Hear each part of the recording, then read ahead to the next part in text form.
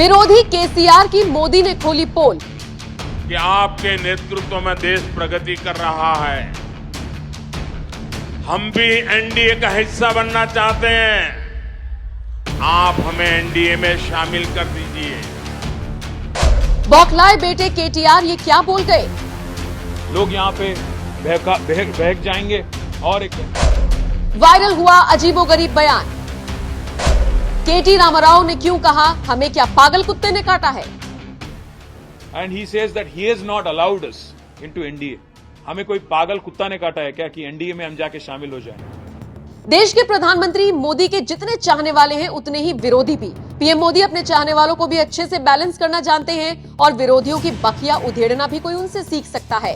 हाल ही में पीएम ने विरोधी केसीआर को लेकर खुलासा किया। उन्होंने बताया कि कैसे उनकी पार्टी एनडीए का हिस्सा बनना चाहती थी, लेकिन रिजेक्ट कर दिया गया।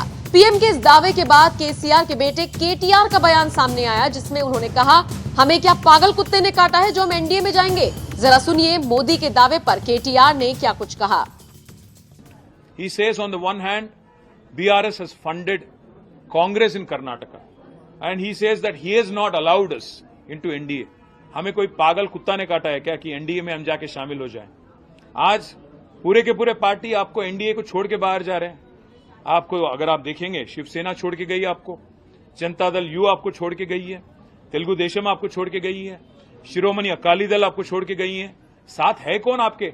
सीबीआई, ईडी, आईटी, इनके अलावा है कौन आपके एनडीए में? आज प्राइम मिनिस्टर ये मानते हैं अपने आप को कि वो बहुत क्लीन आदमी है और बाकी पूरा दुनिया करप्ट है। प्राइम मिनिस्टर को मैं याद दिलाना चाहता हूं, क्या हो गया हिमंत बिस्वा शर्मा पे जो केस था, आपके पार्टी में शामिल हो गए, केस गायब।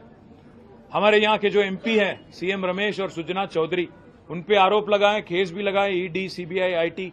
क्या हो गया केसों का? नारायण राणे पे केस क्या हो गया? ज्योतिरादित्य पे, सिंधिया पे जो केस थे आपके साथ शामिल होने के बाद क्या हो गया? और आप जब बात करते हो प्राइम मिनिस्टर साहब कि फैमिली पॉलिटिक्स, डायनेस्टी, मैं आपसे पूछना चाहता हूं, है कौन अनुराग ठाकुर? धुमाल के बेटे नहीं है? ज्योतिरादित्य सिंधिया कौन है? माधवराव जी के बेटे नहीं है क्या? है कौन जय शाह? कोई क्रिकेटर है? कोई बहुत बड़े कोच हैं? कौन है जय शाह? क्या आपने उनको बीसीसीआई के जनरल सेक्रेटरी बना दिया? आप जब बात करते हो प्रधानमंत्री जी, सोच के संभल के करना, क्योंकि केसीआर फाइटर है, वो चीटर के साथ काम नहीं करते। केसीआर जी कभी भी जिंदगी में आप जैसे लीडरों के साथ, आप जैसे पार्टियों के साथ कोई समझौता नहीं करेंगे।